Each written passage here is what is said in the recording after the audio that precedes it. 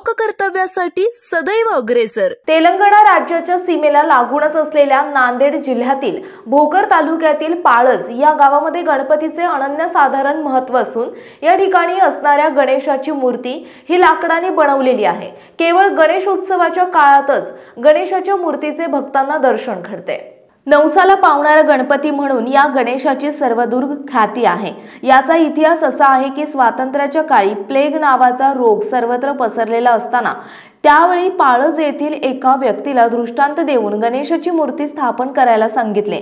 त्या व्यक्तीने निर्मल येथील एका व्यक्तीकडून रातोरात लाकडी गणेशाची मूर्ती बनवून घेतली आणि 11 दिवस गणेशाची मूर्ती स्थापन केली आणि चमत्कार बघितला तर त्या ठिकाणी त्या गावातील प्लेग हा रोग नाहीसा झाला। विशेष म्हणजे या गणेश मूर्तीचे विसर्जन केले जात नाही आणि तीच मूर्ती दरवर्षी या ठिकाणी 11 दिवस स्थापित केली जाते। त्या मूर्तीसमोर एक छोट्या गणेशाची मूर्ती बसवली जाते आणि त्या मूर्तीची मोठी मिरवणूक काढून विसर्जन केले जाते। मुख्य लाकडी मूर्ती एका मोठ्या बंद पेटीत ठेवली जाते।